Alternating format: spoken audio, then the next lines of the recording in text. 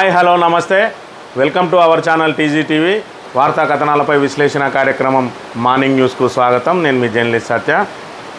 నిన్నటి రోజున సుదీర్ఘ కాలం తర్వాత తెలంగాణ రాష్ట్ర ఆవిర్భావం తర్వాత తొలిసారిగా ఒక న్యూస్ ఛానల్కు ఇంటర్వ్యూ ఇచ్చిండు తెలంగాణ తొలి ముఖ్యమంత్రి బీఆర్ఎస్ అధినేత కేసీఆర్.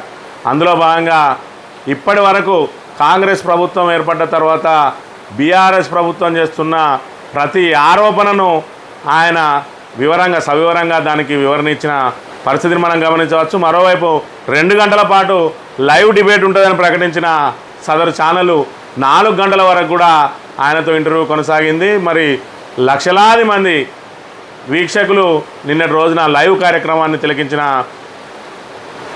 విషయాన్ని కూడా మనం గమనించవచ్చు. కేసీఆర్ ఉన్న క్రేజ్ ఎలా ఉందో నిన్నటి ఇంటర్వ్యూ ద్వారా మరి ప్రజలందరికీ తెలిసింది. అదేవిధంగా ఏదైతే మరి బీఆర్ఎస్ ప్రభుత్వం మీద నిందలు మోపి ఒకవైపు కాళేశ్వరం ప్రాజెక్టు, మరోవైపు విద్యుత్ కొనుగోళ్లకు సంబంధించి కూడా కూలంకషంగా వివరణిచ్చిండు. అదేవిధంగా తాను ఎందుకు అసెంబ్లీకి వెళ్ళాలనే దానికి కూడా వివరణిచ్చిండు. కేవలం తాను వాళ్లకు కొంత సమయం ఇవ్వాలని చెప్పి మరి అసెంబ్లీకి వెళ్ళి వాళ్ళ మీద ఇప్పుడే ఎదురుదాడి చేయవద్దనే ఉద్దేశంతోనే తాను వెళ్ళలేదు తప్ప వేరే ఉద్దేశం లేదని, తాను ఖచ్చితంగా అసెంబ్లీకి వెళ్తానని, అదేవిధంగా ఇప్పుడే స్కామ్లకు పాల్పడుతున్నారు మంత్రులు, వాళ్ళ బండారాన్ని కూడా బయటపెడతా అని చెప్పి అనేక విషయాలను కూడా నిన్న లైవ్ డిబేట్లో ఆయన పంచుకున్న విషయాన్ని మనం గమనించవచ్చు. మరోవైపు రేవంత్ రెడ్డి తన ప్రచార కార్యక్రమంలో భాగంగా తిరిగి దేవుళ్ళ మీద ఓట్లేయడాన్ని మాత్రం మానలేదు. మరోవైపు తాను ఆగస్టు 15 లోపు కనుక రుణమాఫీ చేసినట్లయితే మరి బీఆర్ఎస్ను మూసేసుకుంటారని చెప్పి ఆయన ప్రతి సవాల్ విసిరిండు. అంటే ఏదైతే మరి ఆచరణ యోగ్యం కాని వాటిని రేవంత్ రెడ్డి తెర మీదకి తీసుకొస్తాడు. అందులో భాగంగానే 6 గ్యారంటీల విషయంలో కానీ, ఇప్పుడు కొత్తగా రుణమాఫీ విషయంలో కానీ ఆయన మాట్లాడే మాటలకు పొంతన లేకుండా, ఆయన చేసే సవాళ్ళకు కూడా పొంతన లేకుండా చేస్తున్న పరిస్థితిని మనం ఇక్కడ గమనించవచ్చు. ఇక వార్తా కథనాలను కనుక పరిశీలించినట్లయితే నమస్తే తెలంగాణ పత్రికలకు సంబంధించి నిన్నటి రోజున ఏదైతే కేసీఆర్ లైవ్ డిబేట్లో పాల్గొనడో దానికి సంబంధించిన పూర్తి అంశాన్ని ఇందులో ప్రచురించడం జరిగింది. దేవుళ్లపై ఓట్లు, కేసీఆర్పై తిట్లు, ఇదే నా పరిపాలన అంటే కేసీఆర్ రణగర్జన. కాంగ్రెస్ చేతగాంతనం, తెలంగాణ ఆగమాగం, రైతులు విలవిల్లాడుతున్నారు. కాంగ్రెస్ బీజేపీ వికృత క్రీడ, రాష్ట్రాన్ని నాశనం చేస్తామంటే సహించం. కేసీఆర్ ఉన్నప్పుడు కరెంట్ ఎట్లుండే, ఇప్పుడు ఎట్లయింది? కరెంటుపై నేను చెప్పింది నిజమైతేనే ఈ ఎన్నికల్లో మాకు ఓటేయండి. తెలంగాణ సాధకుడు KCR is history of Telangana, nobody can wipe it. KCR ఆనవాళ్ళు లేకుండా చేస్తారా? ఇది సాధ్యమైన? కేసీఆర్ ఆనవాళ్ళు లేకుండా చేయాలంటే తెలంగాణను తీసేయాల్సిందే అని చెప్పి మరి కేసీఆర్ ఉన్నప్పుడు కరెంట్ ఎట్లుండేది, మరి కేసీఆర్ పోగానే ఇట్లా స్విచ్ చేస్తే అట్లా బంద్ అయినట్టుగా మరి ఎందుకు కరెంటు పోయిందని చెప్పి ఆయన ప్రశ్నిస్తున్న పరిస్థితి. మరోవైపు కరెంటుకు సంబంధించి ఏదైతే కాంగ్రెస్ ప్రభుత్వం మరి అధిక ధరకు విద్యుత్ కొనుగోలు చేసిందని చెప్పి మరి ఏదైతే గత ప్రభుత్వం మీద విచారణ కమిటీలను కూడా వేస్తామని చెప్పి మరి ఏదైతే ప్రచారం చేస్తా ఉన్నదో దానికి సంబంధించి ఆయన పూర్తిగా చెప్పడం జరిగింది. ఏదైతే ఛత్తీస్గఢ్ నుంచి రాష్ట్రం మరి లోటు కరెంటు నుంచి మరి ఈరోజు కేవలం 7,000 మెగావాట్లు ఉండే మేము చేతికి తీసుకున్న రోజు ఈరోజు 19,000 మెగావాట్లను అప్పగించినాం. అదేవిధంగా కొత్త ప్రభుత్వం ఏర్పడ్డ వెంటనే తాము ఆల్రెడీ రూపొందించిన ఎన్టీపీసీ నుంచి కూడా అదనంగా 1,600 యూనిట్లు కూడా యాడ్ అయినాయి. 20,000 చిల్లర యూనిట్లు వస్తున్నాయి. అయినా కూడా కరెంటు ఎందుకు మరి ఈరోజు సక్రమంగా ఇవ్వలేకపోతున్నారని ఒకవైపు, మరోవైపు తాము ఎక్కువ కొనుగోలు చేశామని చెప్పి అసత్య ప్రచారాలు చేస్తున్నారు. తాము కొనుగోలు చేసింది ఛత్తీస్గఢ్ నుంచి ₹3.90 యూనిట్ మాత్రమే, ఎక్కడ కూడా మేము అధిక ధర కొనలేదని, అదేవిధంగా మరి ₹13 కొన్నది కదా అని చెప్పి కాంగ్రెస్ చెప్తున్న పరిస్థితిని కూడా 13 కాదు, అవసరమైన పరిస్థితుల్లో 20 వరకు కూడా కొంటారు. అది తాత్కాలికంగా ఏదైతే మరి ప్రెజరైజ్ ఉంటుందో ఆ ప్రెజరైజ్ రోజు 1 రోజు 2 రోజులకు 10 రోజుల వరకు కూడా రెగ్యులేటరీ కమిటీకి సంబంధం లేకుండా ఇక్కడ ఉన్న ప్రెషర్ను తట్టుకోవడం కోసం మరి అదనంగా కొనుగోలు చేయాల్సి వచ్చిందని తాత్కాలికంగా ఏ రోజుకు ఆ రోజు బిడ్డు, ఆ రోజు ఎక్కడైతే కరెంట్ అవైలబుల్ ఉంటుందో ఆ రోజు అప్పటి ధరను బట్టి కొంటారు. 13 కొన్నాం, 14 కొన్నాం. ఈరోజు కూడా ప్రభుత్వం రూపాయలు చెల్లించి కొంటున్న పరిస్థితిని మనం గమనించవచ్చు. అది దేశంలో ఉన్న ఏ ప్రభుత్వం అయినా తాత్కాలికంగా కొనుగోలు చేస్తుంది. పూర్తి స్థాయిలో రెగ్యులేటర్ కమిటీ నిర్ణయించిన ధర శాశ్వత ప్రాతిపదికనగా ఇచ్చే కరెంటు మాత్రం ₹3.90. అదిని కూడా సీఎంలకు ఏం సంబంధం ఉండదు. ఏదైతే డిస్ట్రిబ్యూషన్ సంస్థలు ఉంటాయో రెగ్యులేటర్ కమిటీ ఆధ్వర్యంలో దాని మీద నిర్ణయం తీసుకుంటారు. మరి ఈ విషయాన్ని ప్రజలను తికమక పెట్టడానికి కాంగ్రెస్ ప్రభుత్వం అసత్య ఆరోపణలు చేస్తుందని చెప్పిన పరిస్థితిని మనం గమనించవచ్చు. అదేవిధంగా మరి కేసీఆర్ ఆనవాళ్లను తీసేస్తామని మరి ఇక్కడ రేవంత్ రెడ్డి ప్రకటిస్తూ ఉన్నాడు. ఏ విధంగా తీసేస్తావు? కేసీఆర్ ఆనవాళ్ళు తీసేయాలంటే తెలంగాణను తీసేయాలి. మరి తెలంగాణను సాధించిందే కేసీఆర్. ఈరోజు నువ్వు కూర్చుంటే సచివాలయాన్ని కట్టింది కేసీఆర్, నీ ఎమ్మెల్యేలు ఉంటున్న క్వార్టర్లను కట్టింది కేసీఆర్. అవన్నిటిని తొలగిస్తావా అని చెప్పి మరి ఇలాంటి పిచ్చి మాటలు కాదు. ఏదైతే ఒక ప్రభుత్వం గత ప్రభుత్వం చేసిన మంచి పనిని కొనసాగించి దానికి అదనంగా మరిన్ని పనులు చేయాలి తప్ప నేను వాళ్ళ ఆనవాళ్ళను తొలగిస్తామని చెప్పడం అవివేకం అని చెప్పి కూడా చెప్తున్న పరిస్థితిని మనం గమనించవచ్చు. తాను అధికారం చేపట్టే టైంలో ముఖ్యంగా ఆరోగ్యశ్రీ పథకానికి సంబంధించి అదేవిధంగా విద్యార్థులకు అత్యంత ప్రతిష్టాత్మకమైన అత్యంత ఉపయోగపరమైన ఏదైతే ఫీజు రియంబర్స్మెంట్ పథకం ఉన్నదో దాన్ని మరి అధికారులతోటి సమీక్ష చేసి యథాతథంగా పేరు కూడా మార్చకుండా కొనసాగించిన అసెంబ్లీలో కూడా వైఎస్ రాజశేఖర రెడ్డి ప్రవేశపెట్టిన అద్భుత పథకాలని కొనియాడిన దానికి అదనంగా బస్తీ దవాఖానాలని మరిన్ని ఏదైతే కేసీఆర్ కిట్లని అమ్మఒడి అని చెప్పి ఆరోగ్యశ్రీకి మరిన్ని పథకాలు జోడించిన తప్ప ఆరోగ్యశ్రీ పథకాన్ని మారవలే. గత ప్రభుత్వ ఆనవాళ్ళను తొలగిస్తానులే. అది ప్రభుత్వం హుందాగా వ్యవహరించాల్సిన తీరు. ఈయన చిల్లర మాటలు చిలిపి రాజకీయ వికృత క్రీడలు ఆడుతున్నాడు మరి రేవంత్ రెడ్డి అని చెప్పి ఆయన మాట్లాడిన పరిస్థితిని మనం గమనించవచ్చు. అదేవిధంగా లిక్కర్ స్కామ్కు సంబంధించి liquor scam Modi political scheme Kavitha కడిగిన ముత్యంలో బయటకు వస్తుందని చెప్పి ఏదైతే బీజేపీ ఎమ్మెల్యేలకు సంబంధించి మరి కొనుగోలు చేసేదానికి బీజేపీ ఎమ్మెల్యేలను కొనుగోలు చేయడానికి ప్రయత్నం చేసిందని చెప్పి బిఎల్ సంతోష్ను మీద కేసు నమోదు చేసినామో దానికి కౌంటర్గా మరి ఈరోజు కావాలని చెప్పి లిక్కర్ స్కామ్లో నా బిడ్డను ఇరికించారు, ఆమె కడుగున ముత్యంలో వస్తుందని చెప్పి కేసీఆర్ చెప్పిన పరిస్థితిని మనం ఇక్కడ గమనించవచ్చు. లిక్కరు పాలసీ అనేది ప్రభుత్వానికి సంబంధించి అందులో స్కామ్లు ఏముంటాయి. ఢిల్లీ ప్రభుత్వ పాలసీ అది. దానికి సంబంధించి మరొక రూపాయి కూడా రికవర్ చేయలేదు. కావాలని బనాయించిన కేసు ఇందులో నుంచి కడిగిన ముత్యంలో బయటపడుతుందని చెప్పిన పరిస్థితి. మరోవైపు ఎవరిది దొరల పాలన, మాది మానవీయం, కాంగ్రెస్ది దొరతనం అని చెప్పి మరి ఏదైతే ప్రగతి భవన్కు మరి ప్రజాభవన్గా మార్చి ప్రజాభవన్ గేట్లు బద్దలు కొట్టినా అని చెప్పి జబ్బలు దాచుకుంటున్న మరి రేవంత్ రెడ్డి ఈరోజు ఆయన ఇంటి ముందు మాత్రం గేట్లు పెట్టుకున్నాడు. ప్రజాభవన్కి ఎన్నిసార్లు వచ్చిండు, ప్రజా దర్బార్లో ఎన్నిసార్లు పాల్గొన్నాడు. మరి మేము ప్రజలకు దూరంగా ఉన్నామన్నాడు. ఆయన దగ్గర ఉన్నదేది, ఆయన అపాయింట్మెంట్ ఎవరికి ఇస్తా ఉన్నాడని చెప్తున్న పరిస్థితి. మరోవైపు అప్పులకు సంబంధించి భారీగా అప్పులు చేస్తామన్నది పిచ్చివాదన. సంపన్న అమెరికాకు అత్యధికంగా అప్పులున్నాయి. ఏదైతే అప్పులను కాదు ఇక్కడ ఉన్న స్టేటస్ను చూసుకోవాలి. మనం దేనికోసం అప్పులు చేస్తున్నాం అన్నది చూడాలి. ఈరోజు ప్రపంచంలోనే అత్యంత సంపన్న దేశమైన మరి అమెరికాకు కూడా భారీగా అప్పులు ఉన్నాయి. ప్రపంచంలోనే అతి ఎక్కువ అప్పులు చేసింది అమెరికా. ఆ విధంగా చూసుకుంటే మరి భారతదేశంలో 24వ స్థానంలో ఉన్నది అప్పులల్లో తెలంగాణ. అద్భుతమైన ఇన్ఫ్రాస్ట్రక్చర్ సాధించినాం తెలంగాణలో, అద్భుతమైన ప్రాజెక్టులు కట్టుకున్నాం, అన్నిటిని కూడా క్యాపిటల్ పెట్టుబడులు పెట్టినాం.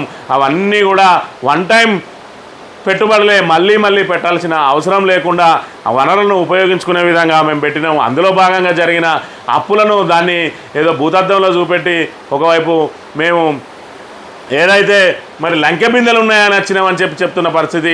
ఎక్కడ కూడా ప్రభుత్వంలో నిధులు నిల్వ ఉన్నాయని చెప్పి ఆ ఉన్న నిధులు ఈరోజు రాక పోక దాని గురించే ప్రభుత్వం ప్రణాళికలు రూపొందించుకుంటుంది తప్ప ఇక్కడ నిల్వలు పెట్టుకొని ఎవరు ఉండరు. ఈ పిచ్చి వాదన అంటే అసమర్థ ప్రభుత్వం అని చెప్పి ఆయన చెప్తున్న పరిస్థితిని మనం గమనించవచ్చు. ఫోన్ ట్యాపింగ్పై థర్డ్ క్లాస్ ఆరోపణలు నిఘా వ్యవహారాలతో సీఎం కెంపని ఏదైతే ఫోన్ ట్యాపింగ్ అంశాన్ని తెర మీదకి తీసుకొచ్చి ప్రజలను పెట్టాలని చూస్తున్నారో అది నిఘా విభాగానికి సంబంధించిన అంశం. అందులో సీఎం ప్రమేయం ఎందుకుంటుందని చెప్పి కూడా ఆయన ప్రశ్నించిన పరిస్థితిని మనం గమనించవచ్చు. ఇకపోతే ఈసారి కాంగ్రెస్కు గట్టి దెబ్బ తగిలి తీరుతుంది. ఎన్నికల్లో బీఆర్ఎస్కి 8 నుంచి 12 సీట్లు, బీజేపీకి పునాదులు లేవు. ఒక్క సీటు గెలిస్తే గొప్ప. ఎన్నికల తర్వాత ఏం జరుగుతుందో చెప్పలేము. హిమాచల్ కర్ణాటకపై మోదీ బాంబు ఖాయం. ఆ వరుసలో తర్వాత వంతు తెలంగాణదే. అప్పుడు ఏం చేస్తామో ఇప్పుడే చెప్పను. ఎన్నికలు వచ్చినప్పుడు బీఆర్ఎస్ సర్కార్ ఖాయం. కాంగ్రెస్ పార్టీలో తీవ్ర అపనమ్మకం, అస్థిరత్వం. బీజేపీతో రేవంత్ రెడ్డి లింక్పై అనుమానాలు. రేవంత్ ఇప్పటికీ దీన్ని ఖండించలేదు. మాతో టచ్లో ఉన్న ఆ నేత పేరు చెప్పను, ఏపీలో జగనే గెలుస్తాడని మాకు సమాచారం. బీఆర్ఎస్ పార్టీని ఎవరూ తుడిచిపెట్టలేరు, మళ్ళీ నేనే ముఖ్యమంత్రిని అవుతా. ఈసారి కాంగ్రెస్కు ఖచ్చితంగా గట్టి ఎదురు దెబ్బ తగులుతుందని చెప్పి ఆయన చెప్తున్న పరిస్థితిని మనం గమనించవచ్చు. అదేవిధంగా 25 మంది ఎవరైతే తమతో వస్తామని చెప్పిండ్రో వాళ్ళందరూ కూడా టచ్లో ఉన్నది వాస్తవమే అని, అవసరం వచ్చినప్పుడు దాని విషయాలు చెప్తా అని చెప్తున్న పరిస్థితి. మరోవైపు ఏదైతే మరి ప్రభుత్వం అసమర్థ ఏదైతే ఇప్పుడున్న వనరులను వాడుకోవడంలో మరి తెలివి లేకుండా ఈరోజు ప్రభుత్వం అసమర్థ పాలన సాగిస్తూ ఉన్నది. కాళేశ్వరం ప్రాజెక్టుకు సంబంధించిన అంశం మీద కాళేశ్వరం ప్రాజెక్టులో మరి 7వ బ్లాకులకు సంబంధించి అక్కడ జరిగింది. ఆ బ్లాకును సరి చేస్తే సరిపోయేది, 3 పిల్లర్లు ఉంగిన దానికి మరి కాళేశ్వరమే నిరర్ధకం అని చెప్పి ప్రజలను తప్పుదోవ పట్టించి ఓట్లు దండుకునే కార్యక్రమం చేపట్టింది కాంగ్రెస్ ప్రభుత్వం. ఈరోజు దాన్ని పూర్తిగా కూల్చాలని చూస్తూ ఉన్నది. ఆ 3 పిల్లర్లు కూలినంత మాత్రాన కాళేశ్వరం ప్రాజెక్టుకు వచ్చిన నష్టమేమి లేదు. వాళ్ళు కూలగొట్టాలని చూసినా కూడా అది కూలిపోయే పరిస్థితి లేదు. మరి ఈరోజు ఏదైతే మరి వీళ్ళు దాని ద్వారానే వరదను వదులుతారో ఆ వరద వదిలినా కూడా అది ఎట్టి పరిస్థితిలో కూలిపోయే ప్రమాదం ఉండదు. అయితే గీతే ఆ ఒక్క బ్లాక్ మాత్రమే కూలిపోతుంది. మిగతాయి 100 సంవత్సరాలు గడిచినా కూడా అది కూలే అవకాశం లేదని చెప్పి కూడా ఆయన ప్రకటించిన పరిస్థితిని మనం గమనించవచ్చు. మరోవైపు ఏదైతే ప్రభుత్వం మరి వనరులను వినియోగించుకోకుండా ఈ విధంగా చేస్తూ ఉన్నదో, మరి ఇప్పటికే 6 గ్యారెంటీల పేరుతోటి అమలు కానీ హామీలు ఇచ్చింది రేవంత్ సర్కార్. వాటిని ప్రజలు నమ్మే పరిస్థితి లేదని చెప్పి ప్రస్తుత తరుణంలో మరి ఇప్పుడు ఏదైతే మరి ప్రజలు నమ్ముతలేరని చెప్పి రుణమాఫీ విషయంలో దేవుళ్ళను మీద మొక్కులు పెట్టి దేవుళ్ళ మీద ఒట్లు పెట్టి మరి ఈయన చెప్తున్న పరిస్థితి. అయినా కూడా ప్రజలు నమ్మే పరిస్థితి లేదు. ఈరోజు కాంగ్రెస్ ప్రభుత్వానికి ఏదైతే అవకాశం ఇచ్చిందో ప్రజలు, మరి ప్రజలకు మేలు చేయమని ఇచ్చిందా, కేసీఆర్ను తిట్టమని ఇచ్చిందా అని చెప్పి అడిగిన పరిస్థితి. అదేవిధంగా ఆయన సుదీర్ఘ ఇంటర్వ్యూకు సంబంధించి పరిమితికి లోబడే అప్పులు జమా లెక్కలు ఎవరైనా చూసుకోవచ్చు, కాంగ్రెస్ శ్వేతపత్రం చిలిపి వికృత కీడ అని చెప్పి కూడా వ్యాఖ్యానించిన పరిస్థితిని మనం గమనించవచ్చు. అదేవిధంగా KCR is history of Telangana అని చెప్పి తెలంగాణ ఉద్యమం నీళ్లు నిధులు నియామకంతో జరిగింది. 10 ఏళ్లలో ఈ వివాదాలను ఎందుకు సాధించలేదని చెప్పి, ఈ నినాదాలను ఎందుకు సాధించలేదని చెప్పి అనుకుంటున్నారా అని అడిగిన ప్రశ్నకు ఆయన కాంగ్రెస్ వాళ్ళు మాపై మొదట చేసిన ఆరోపణ అప్పులు లంకెబిందెలు ఉన్నాయంటూ ఏదేదో చెప్పారు. ప్రపంచంలో ధనిక దేశం అమెరికా, అత్యధిక అప్పులున్న దేశం కూడా అమెరికానే. అమెరికా ఆర్థిక వ్యవస్థ ఇప్పుడు $27 trillion, China $18,000 trillion, Germany, Japan, Bharat $4 trillion ఉన్నాయి. దేశంలో జిఎస్టీతో పోల్స్తే రాష్ట్రం 24వ స్థానంలో ఉన్నదని చెప్పి ఏ విధంగా కూడా తాము అప్పుల కుప్పలు చేయలేదని తెలంగాణ రాష్ట్రాన్ని నిలబెట్టినామని చెప్పి కొత్త రాష్ట్రాన్ని, అస్తవ్యస్తంగా ఉన్న రాష్ట్రాన్ని, అప్పుడే కొత్తగా వచ్చిన రాష్ట్రాన్ని ఈరోజు దేశంలో నెంబర్ 1గా నిలబెట్టిన చరిత్ర మాదని చెప్పి కూడా చెప్పిన పరిస్థితి. గతంలో జరిగిన తప్పులు చెప్పకుండా భవిష్యత్తు నిర్మాణం చేస్తామని సీఎం రేవంత్ రెడ్డి ఎలా చెప్తున్నారంటే, తప్పులు జరిగితే కదా తప్పులు అంటే ఉదరగొట్టడమా, ప్రచారమా, మీడియాలో లాబీ చేసే వాళ్ళ ద్వారా పిచ్చిరాతలు రాయించడం తప్పు అంటే ఎంక్వైరీ జరగాలి, రుజువు కావాలని చెప్పి ఏదైతే మరి రేవంత్ రెడ్డి ఆరోపణలు చేస్తున్నాడో అసెంబ్లీ సాక్షిగా కేటీఆర్ అదేవిధంగా హరీష్ రావులు అప్పుడే ఛాలెంజ్ చేసిరు. మీరు ఏదైనా విచారణ చేసుకోరి, ఏ కమిటీ అని వేసుకోరి, కాళేశ్వరం మీద కమిటీలు వేస్తారా, అదేవిధంగా మీరు ఇంకా విద్యుత్ దాని మీద వేస్తారా, ఇంకా దేని మీదైనా మీరు కమిటీలు వేసుకోండి, కానీ ప్రజలకు మాత్రం సౌకర్యాలు కల్పించారని చెప్పిన పరిస్థితి. అయినప్పటికీ కూడా రేవంత్ రెడ్డి అబద్ధాలతోటి మరి దాటవేసే ప్రయత్నం చేస్తూ ఉన్నాడు. ఈరోజు బీఆర్ఎస్ పార్టీ మీద కక్ష తీర్చుకునే కార్యక్రమంలో భాగంగా మరి గోదావరిని ఎండబెట్టి ఈరోజు రైతాంగాన్ని అంతా కూడా మరి ఇబ్బందులకు గురి చేసిన పరిస్థితి, సాగునీరు ఇవ్వకుండా ఇబ్బందులు పెట్టిన పరిస్థితిని గమనించాలని చెప్పి చెప్తున్న పరిస్థితిని మనం గమనించవచ్చు. తెలంగాణ దినపత్రిక విషయానికి వస్తే, దొరల పాలన నీదా నాదా, 12 ఏళ్ల తర్వాత టీవీ లైవ్ డిబేట్లో కేసీఆర్ 4 గంటల పాటు మాట్లాడిన బీఆర్ఎస్ చీఫ్, మంత్రుల స్కాములు బయటపెడతానని వ్యాఖ్యలు, ఫోన్ ట్యాపింగ్ వ్యవహారం ఓ చీప్ టాకిక్, మళ్ళీ బీఆర్ఎస్ వస్తుంది, మళ్ళీ నేనే సీఎం అవుతా అని చెప్పి ఏదైతే దొరల పాలన అని చెప్పి చెప్పిండో, ఈరోజు రైతులు రాజులాగా కాలు మీద కాలేసుకొని ఇంట్లో కూర్చుంటే మరి ధాన్యం కొనుగోలు చేసిన పరిస్థితి నుంచి ఈరోజు పోలీసుల కాళ్ళ మీద కాళ్ళు మొక్కే పరిస్థితి తీసుకొచ్చిన నీది దొరల పాలన, నాది దొరల పాలన అని చెప్పి ప్రశ్నించిన పరిస్థితిని మనం గమనించవచ్చు. బీఆర్ఎస్ పార్టీకి సంబంధించి, బీఆర్ఎస్ ప్రభుత్వానికి సంబంధించి చిక్కుముగులుగా మిగిలిపోయిన అనేక ప్రశ్నలకు పార్టీ అధినేత మాజీ ముఖ్యమంత్రి కేసీఆర్ సమాధానం చెప్పారు. 12 ఏళ్ల తర్వాత దాదాపు 4 గంటల పాటు అనేక అంశాలపై మరి ఆయన వివరణలు ఇచ్చిన పరిస్థితిని మనం గమనించవచ్చు.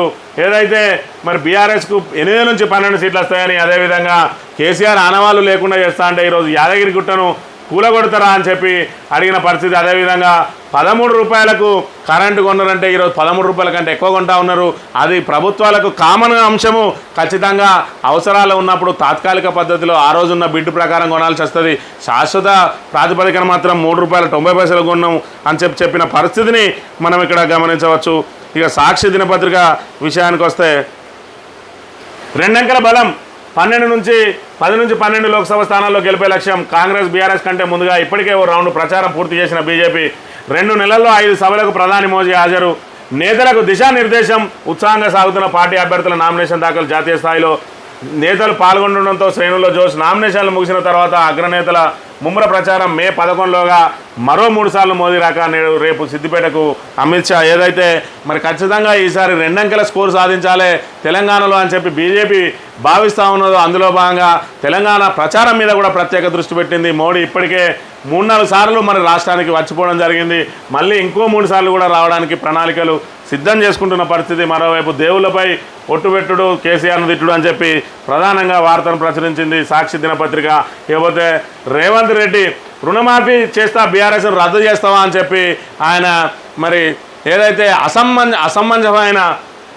అసమంజసమైన మరి సవాళ్ళు విసిరడంలో రేవంత్ రెడ్డికి సాటి ఎవరు లేరు. ఏదైతే మరి ఇప్పుడు ప్రజల దృష్టి నుంచి మరి రేవంత్ రెడ్డి దేవుల మీద ఒట్లేసి కూడా అబద్ధాలు ఆడుతున్నారని చెప్పి ఏదైతే విస్తృతంగా ప్రచారం జరుగుతుందో దాని నుంచి ప్రజల దృష్టి మరల్చడానికి మరి బీఆర్ఎస్ రద్దు చేస్తావా అని సవాలు విసిరి ఆ సవాలుకు వాళ్ళు ముందుకు రారు అని చెప్పి మరి చేస్తున్న పరిస్థితి.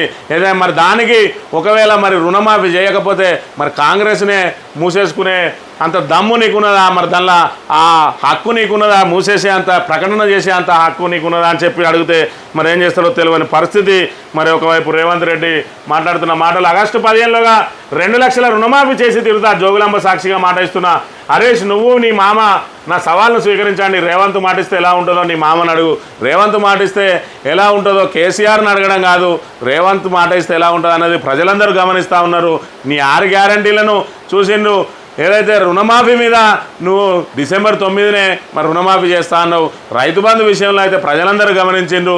ఈరోజు వేస్తా, ఆ రోజు వేస్తా, రేపేస్తా, ఎల్లుండేస్తా అని ఎన్నికలకు ముందే మరి ఆల్రెడీ డబ్బులు పంచుతూ ఉంటే ఏదైతే రైతు బంధు డబ్బులు వాళ్ళ అకౌంట్లో పడతా ఉంటే ఈసీకి ఫిర్యాదు చేసి ఆపేసిన నువ్వు ఇప్పటికి కూడా Rythu Bandhu still now today ఈ రోజు వరకు కూడా ఇంకా రైతు బంధు పైసలు అందించని పరిస్థితి. దాని మీద మరి దాటవేసే మాటలు మాట్లాడుకుంటూ వస్తున్నా నీవు మరి మాట మీద నిలబడతాడని చెప్తే ఈరోజు ప్రజలెవరూ నమ్మే పరిస్థితి లేదు. నీ 6 గ్యారెంటీలకు దిక్కు లేదు, రుణమాఫీకి దిక్కు లేదు, రైతు బోనస్కు దిక్కు లేదు, మరి ఏదైతే మహిళలకు ఇస్తా అన్న 2500 రూపాయలకు దిక్కు లేదు, మరి పెన్షన్లకు సంబంధించి 4000కు దిక్కు లేదు, ఇంకా రుణమాఫీ చేస్తా అంటే ప్రజలు నమ్మే పరిస్థితి కూడా లేదనే విషయాన్ని మరి గమనించాలి. మేం 10 సీట్లు గెలిస్తే పాలిటిక్స్లో మార్పులు అని చెప్పి మరి ఇక్కడ కేటీఆర్ చెప్తున్న పరిస్థితిని మనం గమనించవచ్చు. బీఆర్ఎస్కు మంచి భవిష్యత్తు. మాజీ మంత్రి కేటీఆర్ సీక్వెల్ మోసంతో రేవంత్ రెడ్డి రెడీగా ఉన్నారు. కాంగ్రెస్ పాలనపై ప్రజలు కోపంగా ఉన్నారు. బీజేపీ వాళ్ళు ఏమి చేయలేక జై శ్రీరామ్ అంటున్నారు. అలంపూర్ సభలో మరి రేవంత్ మన కేటీఆర్ మేము 10 సీట్లు గెలిస్తే పాలిటిక్స్లో మార్పులు వస్తాయని చెప్పి అదేవిధంగా బీఆర్ఎస్కు మంచి భవిష్యత్తు ఉంటుంది. మరి కార్యకర్తలు ఎవరు అధైర్యపడద్దు. ఖచ్చితంగా మనం మరి రెట్టించిన ఉత్సాహంతో ఈరోజు ఎంపీ ఎన్నికల్లో సీట్లు సాధించి ఏదైతే ప్రతిపక్షంగా కాంగ్రెస్ మీద మరి ఒత్తిడి తెచ్చి మరి ఏదైతే హామీలు ఇచ్చిరో ఆ హామీలన్నింటినీ కూడా అమలు చేయించడానికి ప్రతి కార్యకర్త సిద్ధంగా ఉండాలి పోరాటానికి అని చెప్పి పిలుపునిచ్చిన పరిస్థితి. అదేవిధంగా ఈ సందర్భంగా ఆయన ఆసక్తికరమైన వ్యాఖ్యలు చేసిండు. రేవంత్ నిజం చెప్పారు. అసెంబ్లీ ఎన్నికల్లో 420 హామీలు ఇచ్చి గద్దెనెక్కిన రేవంత్ అయితే తప్పు రేవంత్ది కాదు. ఎందుకంటే ఆయన చాలా స్పష్టంగా నిజాయితీగా చెప్పిండు ఎన్నికల ముందు ఒక టీవీ చర్చా వేదికల్లో. ఏదైతే ప్రజలు మోసగాళ్ళనే నమ్ముతారు, ప్రజలు మోసపోవాలనే కోరుకుంటారు, అందుకే మేము మోసం చేస్తామని చెప్పిండు. ఆయన అబద్ధం ఏం చెప్పలేదు. హామీలు అనేటి అబద్ధాలు, ఆ అబద్ధాలు మేము చెప్తూనే ఉంటాం, వాళ్ళు నమ్ముతూనే ఉంటారు. మరి ఏదైతే అబద్ధాలు చెప్పే వాళ్ళనే నమ్ముతారు అని కూడా చెప్తున్న పరిస్థితిని మనం ఇక్కడ గమనించవచ్చు. ఇక ఆంధ్రజ్యోతి విషయానికి వస్తే ఖమ్మం బరిలో ప్రియాంక అవకాశాన్ని పరిశీలిస్తున్న కాంగ్రెస్ అధిష్టానం రాయబరేలి ఖమ్మం 2 స్థానాల నుంచి పోటీ. అన్ని ప్రత్యామ్నాయాలపైన పార్టీ పెద్దల కసరత్తు. రాష్ట్రంలో 3 సీట్లపై కొనసాగుతున్న పంచాయతీ. కేరళకు వెళ్లిన డిప్యూటీ సీఎం బట్టి కేసీ వేణుగోపాల్ను కలిసేందుకు కానీ ప్రచారం. నేడు ఢిల్లీకి వెళ్లే అవకాశం. అక్కడ ఖమ్మం అభ్యర్థిపై తుది నిర్ణయం అని చెప్పి ఏదైతే ఖమ్మం పీఠముడి విప్పడం కోసం మరి ఖచ్చితంగా 3 మంత్రులు పట్టుబట్టి ఉన్నారు. అందులో పొంగులేటి శ్రీనివాసరెడ్డి నిన్నటి రోజున ఏదైతే ఆయన వియాంకుడు ఉన్నాడో రఘురామ రెడ్డి తోటి ఆల్రెడీ నామినేషన్ వేయించిన పరిస్థితి. ఖచ్చితంగా నాకే వస్తుందని అందులో భాగంగా అక్కడ రెడ్డికి వస్తుంది కాబట్టి ఇక్కడ కరీంనగర్ పీఠంలో కూడా మరి రాజేందర్ రావు తోటి అనధికారికంగా మరి నామినేషన్ వేయించిండు. దానికి మంత్రి పొన్నం ప్రభాకర్ దగ్గరుండి కూడా వేయించింది. ఇదంతా వ్యూహాత్మకంగా జరిగింది. ఇక్కడ రాజేందర్ రావుకు టికెట్ వస్తుందని చెప్పి మరి అక్కడ ప్రెషరైజ్ తగ్గించుకొని ఖమ్మంలో తమ వియాంకునికి టికెట్ ఇప్పించడానికి ఆయన ప్రయత్నం చేస్తూ ఉన్నాడు. మరోవైపు బట్టి విక్రమార్క ఆయన గట్టి పట్టుదలతో ఉన్నాడు. తన సతీమణికి టికెట్ కావాలని. అందులో భాగంగా ఇక్కడ మరి కేరళకు వెళ్ళి కేసీ వేణుగోపాల్ను కూడా కలిసినట్టుగా సమాచారం. ఈరోజు ఢిల్లీకి కూడా వెళ్ళి మరి పట్టు వీడడం లేదు. ఆయన భార్యకు ఖచ్చితంగా టికెట్ కావాల్సిందేనని. మరోవైపు పొంగులేటి శ్రీనివాసరెడ్డి మరి ఖమ్మంకు సంబంధించిన అభ్యర్థులందరినీ కూడా నేనే మరి ఖర్చు పెట్టి మరి గెలిపించిన మరి నాకు ఎంపీ టికెట్ మరి నేను చెప్పిన వాళ్ళకి వేయాలని చెప్పి ఆయన పట్టుబడుతున్న పరిస్థితి. ఈ పరిస్థితులలో మరి పట్టుమంటే కప్ప కోపం, ఇడువంటే పాము కోపం అన్నట్టుగా మరి ఇద్దట్లో ఎవరిని మరి వద్దన లేని పరిస్థితిలో ఉన్న కాంగ్రెస్ అధిష్టానం మధ్య మార్గంగా ప్రియాంకను రంగంలోకి దించినట్లయితే మరి ఎట్టి పరిస్థితుల్లో వీళ్ళిద్దరి నుంచి కూడా ప్రెషరైజ్ తగ్గుతుందని ప్రయత్నం చేస్తున్న పరిస్థితి. మరి ఖమ్మం నుంచి ప్రియాంక గాంధీని పోటీకి దింపాలని చూస్తున్నప్పటికీ కూడా మరి వాళ్ళు ఆసక్తిగా ఉన్నారా లేదా అనేది ఇప్పటికే ఆమె రాయ్బరేలి నుంచి మరి బరిలో ఉంటా అని చెప్పి ఆల్రెడీ ప్రకటించిన పరిస్థితులలో మళ్ళీ ఖమ్మంకు వస్తుందా లేదా 2 సీట్లలో పోటీ చేస్తుందా అనేది మరి మీమాంసంగా మారింది. ఏదేమైనా పొంగులేటి శ్రీనివాసరెడ్డి ఒత్తిడికి మాత్రం అధిష్టానం తలొగ్గక తప్పని పరిస్థితి. ఎందుకంటే మరోవైపు పొంగులేటి శ్రీనివాసరెడ్డి మరి ఎన్నికల తర్వాత ఎంపీ ఎన్నికల తర్వాత బీజేపీలోకి చేరుతాడని బీజేపీతో టచ్లో ఉన్నాడని కూడా వార్తలు వచ్చిన నేపథ్యంలో మరి ఆయనను సంతృప్తిపరచడానికి సీటు ఆయన చెప్పిన వాళ్ళకి ఇస్తారా లేదంటే సీనియారిటీని దృష్టిలో పెట్టుకొని బట్టి విక్రమార్క సతీమణికి ఇస్తారా అన్నది వేచి చూడాలి. లేకపోతే రుణమాఫీ చేస్తా బీఆర్ఎస్ను రద్దు చేస్తారా అని నేను చెప్పిన ఆయన అదే సవాల్ను అసమంజసమైన సవాళ్ళను విసురుతున్న పరిస్థితి. మరోవైపు ఎక్కడికి వెళ్తే అక్కడ దేవుళ్ళ మీద ప్రమాణం చేస్తూ ఉన్నాడు. నిన్న జోగులాంబకు పోయిండు. మరి జోగులాంబ అమ్మవారి మీద కూడా ప్రమాణం చేసిన పరిస్థితి. మరి ప్రజలు ఎలాగో నమ్ముతలేరు కాబట్టి ఇదొక కొత్త స్ట్రాటజీని ఎన్నుకున్నాడు రేవంత్ రెడ్డి. ఆల్రెడీ రైతుల్లో తీవ్ర వ్యతిరేకత వచ్చింది. ఇంకా ఏం చేసినా రైతులు ఓట్లేసే పరిస్థితి లేదు. ఇప్పటికే మరి కరువు పరిస్థితుల నుంచి మద్దతు ధర కూడా ఇవ్వకుండా ఈరోజు వచ్చిన అరకొర ధాన్యాన్ని కూడా కొనుగోలు చేయని పరిస్థితి ఉన్నాయి. కాబట్టి రైతుల వ్యతిరేకతను దారి మళ్లించాలంటే ఖచ్చితంగా వాళ్ళకు రుణమాఫీ ఆశ పెట్టాలి. మరి రుణమాఫీ 15 ఆగస్టుకి ఇస్తా అంటే ఎట్లా నమ్మే పరిస్థితి లేదు.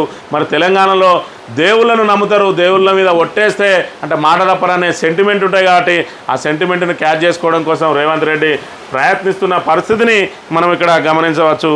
లేకపోతే బీజేపీకి సంబంధించి కాంగ్రెస్ వాటా ముస్లిం కోట దళితులు ఆదివాసీల రిజర్వేషన్ల కత్తిరింపు. 2004లో ఆంధ్రప్రదేశ్లో కాంగ్రెస్ పైలట్ ప్రాజెక్ట్ 2011లో కూడా దేశవ్యాప్తంగా అమలుకు యత్నాలు. మతపరమైన రిజర్వేషన్లు రాజ్యాంగ విరుద్ధం. ఇప్పుడు కాంగ్రెస్ వస్తే మళ్ళీ అదే ప్రయత్నం చేస్తుంది. మీ ఆస్తులు ఎక్స్రే చేసి ముస్లింలకు పంచుతుంది.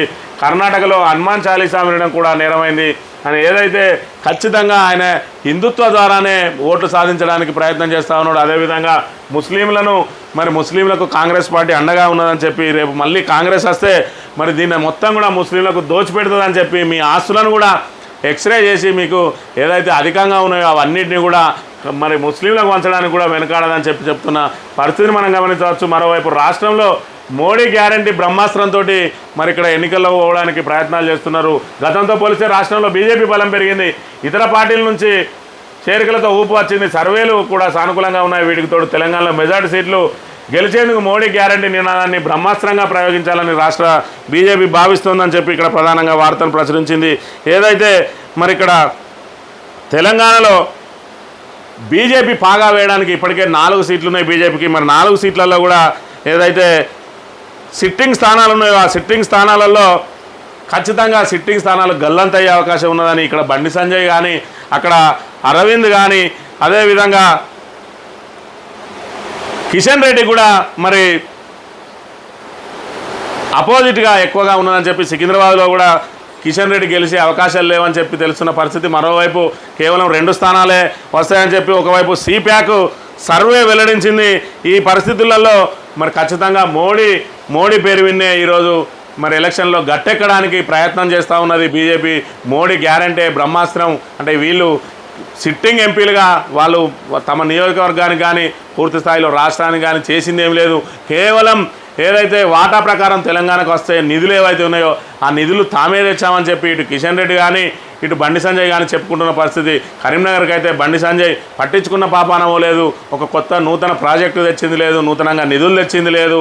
ఏదైతే కేంద్ర ప్రభుత్వం నుంచి మరి రొటీన్గా వచ్చిన నిధులు తప్ప ఒక్కడి కూడా ఆయన స్పెషల్గా నిధులు తెచ్చింది లేదు. అదేవిధంగా ఆయన మరి నిధులు ప్రత్యేకంగా సాధించిన అని చెప్పుకోవడానికి ఏది లేకపోవడంతో కేవలం మరి ఇటు హిందుత్వ అదేవిధంగా ఏదైతే అయోధ్యలో రామాలయ నిర్మాణం, మరోవైపు మోడీ గ్యారంటీతో ముందుకు పోతున్న పరిస్థితిని మనం గమనించవచ్చు. ఇకపోతే ఈనాడు దినపత్రికకు సంబంధించి మరి రుణమాఫీ చేస్తే బారాసను రద్దు చేస్తావా అని చెప్పే కొత్త స్ట్రాటజీని ఎన్నుకున్నాడు.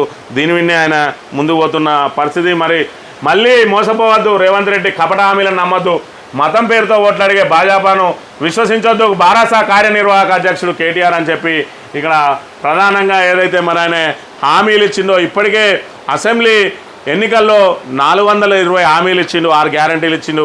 6 గ్యారంటీలు 100 రోజుల్లో అమలు చేస్తా అన్నారు. ఇప్పటికి దిక్కు లేదు. ఈరోజు మళ్ళీ రుణమాఫీ అంటున్నాడు. రుణమాఫీ డిసెంబర్ 9నే చేస్తా అని చెప్పి అది అసెంబ్లీ ఎన్నికల సమయంలోనే ఇచ్చిన హామీ. ఆ హామీని నెరవేర్చలేక తిరిగి మళ్ళీ ఈరోజు మళ్ళోసారి మోసం చేయడానికి ప్రయత్నం చేస్తున్నానని చెప్తున్న పరిస్థితిని మనం గమనించవచ్చు. ఇక హనుమాన్ చాలీస్ విన్నా నేరమైన కాంగ్రెస్ అలాగే చూస్తుంది. విపక్షం కుట్రలు బయటపెట్ట దమ్ముంటే అంగీకరించి పోరాడండి, ట్రోంక్ ఎన్నికల సభలో ప్రధాని మోడీ అని చెప్పి ఖచ్చితంగా మరి మోడీ హిందుత్వనే ఎన్నుకున్నాడు, హిందుత్వ ద్వారానే మరి ఆయన ప్రయత్నం చేస్తున్న పరిస్థితి. అదేవిధంగా నిన్నటి రోజున ఒడేడు దగ్గర ఏదైతే బ్రిడ్జి ఉన్నదో ఆ బ్రిడ్జి మరి ఎదుర గాలులు ఏవైతే వచ్చినాయో దాని మీద పెట్టిన పిల్లర్ల మీద పెట్టిన ఈ బీములు అనేటి మరి ఆ గాలికి కూలిన పరిస్థితి. ఇప్పటికే కాంట్రాక్టరు నిర్లక్ష్యంతో దాన్ని నిర్మాణం చేపట్టకుండా అట్లాగే వదిలేసిండు. సంవత్సరాలుగా ఆయన బ్లాక్ లిస్టులో వెళ్ళినా కూడా ఆయనకు సంబంధించిన యంత్రాలను కూడా అక్కడే వదిలేసి ఈరోజు దివాలా తీసిన పరిస్థితిని మనం గమనించవచ్చు. ఆయన దివాలా తీయడంతో మరి ఇక్కడ బ్రిడ్జి అసంపూర్తిగా మిగిలింది. ఏదైతే వాటిని సరిగ్గా ఫిక్స్ చేయక అలాగే వదిలేసి దాని కింద చెక్కలు పెట్టిండో ఆ చెక్కలు సంవత్సరాల తరబడి ఉండేతోటి అవి చీకుబట్టి పూర్తిగా మరి నిన్న వచ్చిన గాలి వానకు అవి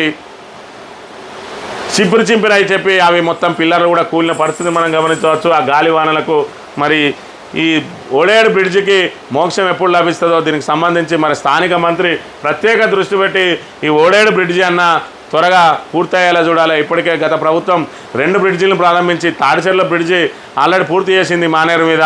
ఓడేడు బ్రిడ్జి కూడా పూర్తయినట్టయితే ఇక్కడ వరంగల్కు మరి ఇక్కడ పెద్దపల్లి జిల్లాకు అనుసంధానంగా చాలా డిస్టెన్స్ కూడా తగ్గే అవకాశం ఉంటుంది. ఈ మానేరులో మరి ఏదైతే సమ్మర్లో వేసవి కాలంలో ప్రయాణికుల కోసం ప్రత్యేకంగా దారి పోసి మరి టోల్గేట్లు కూడా పెడుతున్న పరిస్థితి. అనేక మంది కూడా ఈ దారిని వినియోగించుకుంటూ ఉన్నారు. ఈ బ్రిడ్జి కనుక నిర్మాణం పూర్తయి ఉంటే ఎక్కువ మందికి యూజ్ అయ్యే అవకాశం ఉంటాయి. కాబట్టి ప్రభుత్వం దీని మీద ప్రత్యేక దృష్టి పెట్టి త్వరగా పూర్తి చేయడానికి ప్రయత్నం చేయాలి. అదేవిధంగా తాగునీటికి మూసీ శుద్ధికి కొండపోచమ్మ నుంచి భాగ్యనగరానికి 15 టీఎంసీల అదనపు జలాల తరలింపుకు ప్రణాళిక. మహానగర అవసరాలకు 10 మూసి ప్రక్షాళనకు 5 టీఎంసీలు. ప్రాజెక్టు అంచనా వ్యయం 4,800 కోట్లు. సీఎం రేవంత్ రెడ్డి ఆమోద ముద్ర అని చెప్పి ఏదైతే కాళేశ్వరం ప్రాజెక్టు ఉన్నదో ఆ కాళేశ్వరం ప్రాజెక్టు నిరర్థకం అని చెప్తున్న పరిస్థితులలో ఈరోజు కొండపోచమ్మ సాగర్ కాళేశ్వరం ప్రాజెక్టు భాగంగా ఏర్పాటు చేసిన కొండపోచమ్మ సాగర్ నుంచి మరి ఈరోజు హైదరాబాద్కు తాగునీటికి మూసీ నది ప్రక్షాళన కోసం 15 టీఎంసీలు తరలించడానికి ఈరోజు మరి ఏదైతే ప్రాజెక్టు అంచనా వేసిండో దానికి మరి రేవంత్ రెడ్డి ఆమోద ముద్ర వేసిండు. మరి ఇక్కడ కాళేశ్వరం నుంచి నీళ్లు రాకపోతే కొండపోచమ్మ సాగర్కు నీళ్ళు ఎట్లా వస్తాయి? కొండపోచమ్మ సాగర్ నుంచి హైదరాబాద్కు 15 టీఎంసీలు ఏ విధంగా తరలించుకుపోతారు? అంటే ఏ విధంగా కాళేశ్వరం నిరర్థకమని చెప్పి మరి ప్రజలను డైవర్ట్ చేసి బీఆర్ఎస్ మీద వ్యతిరేకత పెంచాలని చూసిరో ఈరోజు కాళేశ్వరం ప్రాజెక్టును మరమ్మతు చేసి తిరిగి నీళ్లు తీసుకురాకపోతే ఈ ప్రాజెక్టు ఎందుకు మళ్ళీ కొత్తగా చేపడతా ఉన్నారు? దీనికి అనుసంధానంగా అనేది కూడా గమనించాలి. అంటే కాళేశ్వరం మీద ఏదైతే కాంగ్రెస్ ప్రభుత్వం మాట్లాడిన అవన్నీ కూడా అబద్ధాలే అనే దీని ద్వారా మరి తేటతెల్లమైంది. ప్రజలందరూ కూడా గమనించాలి. స్థానిక వార్తల విషయానికి వస్తే గోదావరి నీళ్లను కొల్లగొట్టే కుట్ర అనుసంధానం చేస్తే కరీంనగర్, వరంగల్, మెదక్ ఉమ్మడి జిల్లాలు ఎడారే. నదుల అనుసంధానం పేరిట కేంద్రం పన్నాగం. తమిళనాడు రాజకీయ ప్రయోజనాల కోసమే. అయినా బండి సంజయ్ ఎందుకు మాట్లాడడం లేదు? కాపర్ డ్యాం కట్టాలని చెప్పిన కాంగ్రెస్ పట్టించుకోలేదు.